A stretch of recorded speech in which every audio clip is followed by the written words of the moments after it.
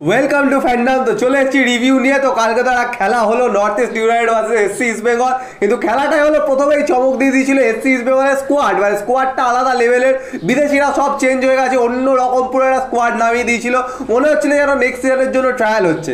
তো সেই খেলারই কিন্তু রিভিউ নিয়ে চলে এসেছি। পাশে পুচেদা অ্যানালিস্ট আছে, সুন্দর অ্যানালিসিস করে দেবে ম্যাচের। কিন্তু সবার আগে যে কথাটা, এখনো যারা সাবস্ক্রাইব করনি অবশ্যই কিন্তু সাবস্ক্রাইব করে দিও। নিচে লাল রঙের সাবস্ক্রাইব বাটনটা ক্লিক করে দাও, তার রেগুলার এরকম ইন্ডিয়ান ফুটবলের আপডেটস, ভিডিওস, লাইভ সব কিছু পেয়ে যাবে।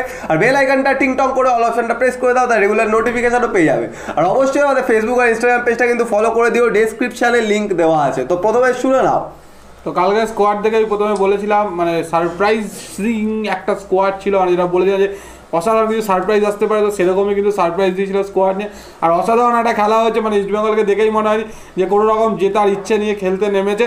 যাই হোক, সেই সম্পর্কে তো বলবো, কিন্তু গুড্ডুর থেকে তার আগে স্ট্যাটটা শুনে নাও। তো স্ট্যাটসটা বলে দিচ্ছি, স্ট্যাটস দেখে মনে হবে যে ইকুয়াল হয়তো ম্যাচ হয়েছে, কিন্তু ম্যাচটা খুবই বিচ্ছিরি হয়েছে। তো যাই হোক, প্রথমে বলে দিই পজিশন। তো দুজনেরই কিন্তু 50% করে পজিশন, মানে পুরো ইকুয়াল পজিশন। তারপরে যদি পাসিংয়ে আসি, এসসি ইস্ট বেঙ্গল 461টার মধ্যে 314টা সাকসেসফুল পাসেস, পাসিং অ্যাকুরেসি হলো 68%। উল্টো দিকে নর্থ ইস্ট ইউনাইটেড 449টার মধ্যে 318খানা সাকসেসফুল পাসেস, পাসিং অ্যাকুরেসি হলো 71%। তো এখানে একদম মানে আলাদা করার কিছু নেই, পুরো ইকুয়াল বলতে গেলে। এসসি ইস্ট বেঙ্গল 4টে অফ টার্গেট শট, 3টে অন টার্গেট শট। উল্টো দিকে নর্থ ইস্ট ইউনাইটেড হলো 6টা অফ টার্গেট শট, 4টে অন টার্গেট শট। এই 4টে অন টার্গেট শটের মধ্যেই কিন্তু 2টো গোল, আর একটা গোল কিন্তু মানে বলতে গেলে ওরা দেয়নি, ওটা হলো ভুল করে আর কি, সার্থক পরিবারের পায়ে লেগেই হয়েছে। তো বাকি সব শুনে নাও। তো শুরু থেকেই তো স্কোয়াডটা থেকে একটু অবাক হয়েছিলাম, কারণ মানে কেউ নেই, যেখানে পিলকিংটন স্কোয়াডে নেই, ম্যাগোমা নেই, ফক্স নেই, ব্রাইট নেই, কেউ নেই। তো তা সত্ত্বেও মিরসাদকে সুযোগ দিয়েছে, এটা ভালো, কারণ মিরসাদ যথেষ্ট ভালো গোলকিপার, সুযোগ পাচ্ছিল না, তো সেখান থেকে সুযোগ পেয়েছে ভালো, এবং যথেষ্ট ভালো খেলেছে। কিন্তু ওর একটু প্রবলেম আছে যে ও পায়ে খেলতে কিন্তু সেইভাবে পারে না, হাতে যতটা স্ট্রং ও, তো তাও খুবই ভালো খেলছিল। তো কিন্তু স্কোয়াডটা সেরকম একদমই মানে পছন্দের স্কোয়াড ছিল না, এবং খেলাটা মানে শুরু থেকেই মনে হচ্ছিল যে মানে ছন্ন ছাড়া খেলা তো পুরোটাই হয়েছে, কিন্তু মানে যারা তাগিদ থাকে যে জিতবো বা ভালো খেলবো এরকম একটা মানে কিন্তু তাগিদ কিন্তু কারোর মধ্যে দেখা যাচ্ছিল না, একমাত্র মোহাম্মদ রফিক ছাড়া। মোহাম্মদ রফিকই কিন্তু একমাত্র চেষ্টা করে যাচ্ছিল, মানে ডান দিক থেকে প্রচুর মানে বল ক্রস করেছে, একটা তো অসাধারণ ফার্স্ট হাফে ক্রস করেছিল, ওটা হলে হয়তো পৌঁছাতে পারলো না, মানে অন্য কেউ হলে হয়তো পৌঁছে যেত, হয়তো ওটা ফিনিশও করে দিত, কিন্তু হলে পৌঁছাতেই পারলো না। তো এরকম কিন্তু অনেকগুলো মানে সুযোগ তৈরি করেছিল, কিন্তু ওই যে স্ট্রাইকারের অভাব, মানে হলওয়েকে কেন নামিয়েছে, কী কারণে কালকেও 90 মিনিট অবধি খেলেছে এটা আমি বুঝলামই না। আর মোহাম্মদ রফিক যে সবচেয়ে ভালো প্লেয়ার, মানে কালকে অসাধারণ পারফরমেন্স করেছে, মানে একা বলা যায় ও একাই কিন্তু ভালো খেলেছে পুরো টিমের মধ্যে। তো সেখান থেকে ওকে কিন্তু 50 মিনিট 60 মিনিটের মাথায় তুলে নেওয়া হলো, মানে কী ধরনের চেঞ্জেস করা হলো এগুলো কিন্তু একেবারেই মানে বোধগম্য নয়। মানে আর কি বলবো, মানে নর্থ ইস্ট একদম ডিজার্ভিং মানে টিম হিসাবেই কিন্তু জিতেছে, এটাই বলা যায়।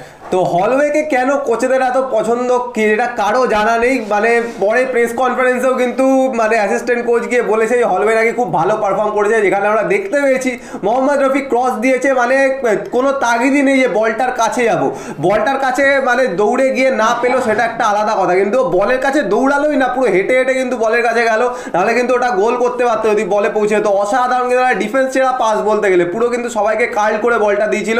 আর মোহাম্মদ রফিকের মতো যে এই কমিটমেন্ট যদি আর 2-3টে প্লেয়ারের মধ্যে দেখা যেত, তাহলে কিন্তু কালকের ম্যাচটা এসসি ইস্ট বেঙ্গল বের করে আনতে পারতো। শুধু কালকের ম্যাচ কেন, সিজনের হয়তো অনেক ম্যাচই বের করে আনতে পারতো, কিন্তু কারোর মধ্যে কোনো তাগিদই নেই। যে দেখে তো পুরো মনে হচ্ছে যে মাঠে ঘুরতে নেমেছে, মানে যে হলো সবচেয়ে ওয়েস্টফুল প্লেয়ার বলতে গেলে পুরো কিন্তু স্কোয়াডে এই সিজনে। যে হয়তো ইঞ্জুরি থেকে এসছে, one of the best player ছিল একসময়, এখন অবশ্যই টাইম লাগবে, কিন্তু যেখানে যে খেলতে পারছে না সেখানে নামিয়ে কি লাভ হলো ভগবান জানে, কারণ ওপরে কিন্তু খেলাই হচ্ছিল না। যেও আস্তে আস্তে হেঁটে চলে বেড়াচ্ছে, মানে প্রেসও করছে না, হলেও সেম হেঁটে চলে বেড়াচ্ছে, প্রেসও করছে না। উল্টো দিকে বাকি সবাই মোটামুটি চেষ্টা করেছে, কিন্তু মানে অন্য দিন নামে না, হঠাৎ করে নামিয়ে দিচ্ছে, সেই জায়গায় কিন্তু একটু প্রবলেম হয়। আর মিরসাদ কিন্তু অবশ্যই সেভ ভালো করেছে, কিন্তু পায়ে যখন বল আসছিল একটু কিন্তু মানে থতমত হয়ে যাচ্ছিল যে কাকে পাস দেবে, কারণ এতদিন একটা প্লেয়ারকে নামায়নি, হঠাৎ করে লাস্টের আগের ম্যাচে 19 নম্বর ম্যাচে এসে নামিয়েছে। তো সেই জায়গা থেকে একটা গোলকিপারের পজিশন জানো কতটা কঠিন, সেই জায়গা থেকে তো প্রবলেম হবেই। আর গোলগুলোর কথায় আসি, প্রথম গোলটা অসাধারণ, কোনো কথা হবে না। প্রথম প্রথম গোলটা নিয়ে। ভিপি সুহের মানে নিজের ক্লাস কিন্তু এখনো দেখাচ্ছে। যে প্রথম থেকে ভিপি সুহের হয়তো মাঝে মাঝে মানে খুব ভালো খেলেনি, কিন্তু তারপর থেকে কিন্তু আগের সিজনেও মোহনবাগান ফ্যানরা হয়তো খুব একখানা ওকে প্রেস করেনি, কিন্তু ওর কিন্তু বিশাল একখানা ইনপুট ছিল পুরো চ্যাম্পিয়নশিপটা পাওয়ার মধ্যে, নিচ থেকে উপর অব্দি খেলতো। এই সিজনেও কিন্তু সেম করছে। ভিপি সুহের খেলা যদি দেখো, দেখবে ডিফেন্সে খেলছে, আবার গিয়ে স্ট্রাইকারে খেলছে, ডিফেন্সে খেলেই দেখবে ওপরে গিয়ে গোল করে দিল। এরকম একটা ইউটিলিটি প্লেয়ার কিন্তু অবশ্যই যে কোনো টিমে দরকার, যে 90 মিনিট পুরো টিমের জন্য দৌড়ে যাবে। আর ফিনিশটা নিয়ে কোনো কথা হবে না, ডান পায়ে রিসিভ, বা পায়ে, মানে এত সুন্দর ফিনিশ, পিন পয়েন্ট ফিনিশ বলতে গেলে, ডিফেন্ডারের পেছন দিয়ে একদম সেকেন্ড বারের কিন্তু একদম বটম কর্নারে, মানে অসাধারণ ফিনিশ। ওই গোলটা দেখে কিন্তু মানে খুব ভালো লেগেছে। আর সেকেন্ড গোলটা কিছু করার নেই, সেকেন্ড গোলটা ব্যাড লাক, ওখানে কিন্তু কোনো ডিফেন্ডারই চায় না নিজের গোলের দিকে মারতে। ওটা ক্লিয়ার করতেই গেছিল, কিন্তু ওই মিস্টেক হয়ে যায়, পায়ের বাইরের দিকে লেগে কিন্তু ঢুকে যায়। তো ওটা খুবই ব্যাড লাক সার্থক গলিয়ের। তো ওটা কিন্তু গোল খেয়ে যায়। আর সেখানে কিন্তু 2-0, ফার্স্ট হাফে যেখানে 0-0 ছিল, ফার্স্ট হাফ মানে একদম বিচ্ছিরি হয়েছে। কারো মনে হচ্ছিল না নর্থ ইস্ট না ইস্ট বেঙ্গল কেউ যে গোল করার ইচ্ছা আছে মনেই হচ্ছিল না। সেকেন্ড হাফে শুরুর থেকেই অ্যাটাক করে কিন্তু নর্থ ইস্ট একদম শুরুতেই কিন্তু 2-0 এগিয়ে যায়। আর কালকে কিন্তু রাজু গায়কোয়াড় রেড কার্ড দেখেছে। তো রেড কার্ড সম্পর্কে বলি, সেকেন্ড যেটা ইয়েলো কার্ড ছিল সেটা কিন্তু একদম জেনুইন ইয়েলো কার্ড। মানে ওখানে কিন্তু ভিপিসির বিট করে বেরিয়ে গেছিলো এবং পেছন থেকে টেনে ধরে, এবং অবশ্যই ওটা ইয়েলো কার্ড হয়। আর যেটা প্রথম ইয়েলো কার্ড রাজু গায়কোয়াড়কে দেওয়া হয়েছিল, ওটা কিন্তু ইয়েলো কার্ড হয় না, কারণ রাজু থ্রো করতে গেছিলো আর থ্রোয়ের সময় কিন্তু ওকে অবস্ট্রাকশন করেছিল লুইস মাচাদো। তো ওখানে কিন্তু ওর লায়ন্সম্যানকে কিছু একটা বলতে গেছিলো, তো তখন কিন্তু ওকে এসে ইয়েলো কার্ডটা দিয়ে দেয়। তো ফার্স্ট হাফের ইয়েলো কার্ডটা হয়তো ওকে না দিলেও হতো, বাট দিয়েছে, কিছু করার নেই। সেকেন্ড ইয়েলোটা জেনুইন ইয়েলো ছিল, তো সেখান থেকে কিন্তু রেড কার্ড। এবং রাজু বেরিয়ে যাওয়ার পরেও কিন্তু খুব একটা যে খারাপ ডিফেন্স হয়েছে সেরকম না। সার্থক গলি যে গোলটা করলো, মানে ওন গোলটা দেওয়ার পরে কিন্তু সার্থক গলি গোল মানে হেডে কিন্তু আরেকটা গোল করে, এবং ওটাতে কিন্তু অবশ্যই সূর্যচন্দ্র ক্রেডিট আছে, অসাধারণ লেগেছিল। ওখান থেকে সার্থক গলি খুব সুন্দর হেড করে কিন্তু গোলটা দেয়। যদিও তারপরে চেষ্টা করছিল, কিন্তু ওই যে টিমটাতে সেরকম কিছু ছিল না, সেই জন্যই কিন্তু কালকে যে অনেকগুলো চেঞ্জ হয়েছে, যেটা বললাম যে রফিককে তুলে নেওয়া হয়, জেজেকেও তুলে নেওয়া হয়। তো তারপরে কিন্তু গোপী সিং আছে, গোপী সিং এসে একটা লং রেঞ্জার মেরেছিল, কিন্তু ওটা একদম সুভাষিস রায়চৌধুরীর হাতে গিয়ে মানে হাতে যায়। তো সেই জন্য অসাধারণ কিন্তু ওটা সেভ হয়ে যায়। কিন্তু মানে আরও যে ভালো ভালো চেঞ্জেস করা যেত, হয়তো হারমানপ্রীতকে নামানো যেত হলওয়েকে তুলে, তাহলে হয়তো আরও একটু অ্যাটাকিংটা বাড়তো, হয়তো গোল করার সুযোগ তৈরি হতে পারতো বা চেষ্টা করতো। বাট সেরকম কোনো পজিটিভ চেঞ্জেস কিন্তু একদমই না। যেই প্লেয়ারটা পজিটিভ খেলছিল তাকেই কিন্তু সাবস্টিটিউট করে না হলো।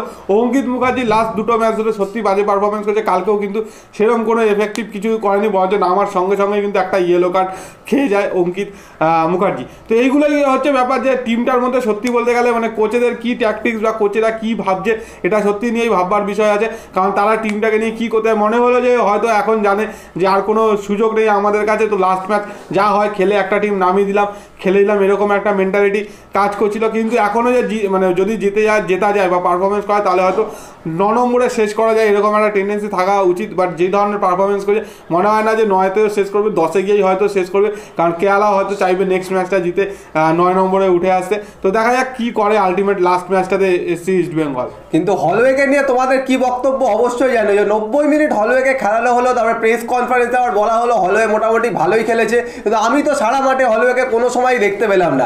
স্পেশালি কিন্তু এটা বললাম মোহাম্মদ রফিকের যে বলটা বাড়ি ছিল, অসাধারণ একটা বল। এই যে হলওয়ে মোটামুটি জগিং করতে করতে যাচ্ছে, ওর যারা তাগিদই নেই যে বলটায় পৌঁছাবো, অন্তত ট্রাই করবো, হয়তো পৌঁছাতে পারতো না, কিন্তু তবুও একটা ট্রাই করা যায়, একটা স্লাইড মারা যায়, কিছু তো করা যায় যারা গোল করতে পারে। কোনো তাগিদ নেই, যখন বল পাচ্ছে সব বলই ওর থেকে কেড়ে নিচ্ছে, বা যখন বল অন্তত হোল্ড করতে পারছে তখন দেখছি কাউকে দিচ্ছে না, বল হোল্ড করে 3-4 সেকেন্ড ভাবছে কি করবে, তারপরে অন্য প্লেয়ারদের পাই বল দিয়ে দিচ্ছে। তো এইগুলো করেও মানে হলওয়েকে কি করতে পুরো খেলানো হলো। আর মোহাম্মদ রফিকের কিন্তু সাবস্টিটিউট এই প্রথম দেখছি না, এর আগেও দেখেছি, প্রথম দিকে যখন মোহাম্মদ রফিককে নামানো হচ্ছিল খুব সুন্দর খেলছে, কিন্তু হঠাৎ করে মোহাম্মদ রফিক যে সবচেয়ে ভালো প্লেয়ার তখন হঠাৎ করে তুলে নেওয়া হলো। তো এই ট্যাকটিক্যাল চেঞ্জেসগুলোই আমার মনে হয় মানে খুবই বাজে করছে।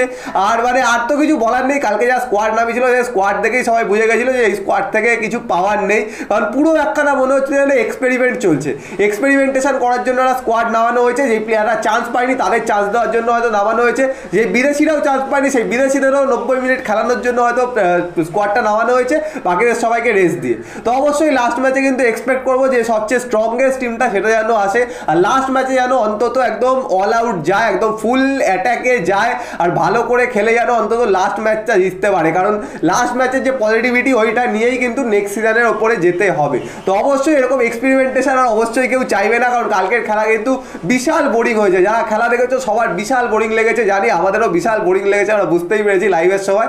তো এটাই আমাদের বক্তব্য ছিল, তোমাদের কি বক্তব্য তোমরা কিন্তু অবশ্যই কমেন্ট বক্সে কমেন্ট করে জানিও। আর হলওয়েকে নিয়ে স্পেশালি 90 মিনিট যে খেলেছে তোমাদের কি বক্তব্য সেটাও কিন্তু জানিও।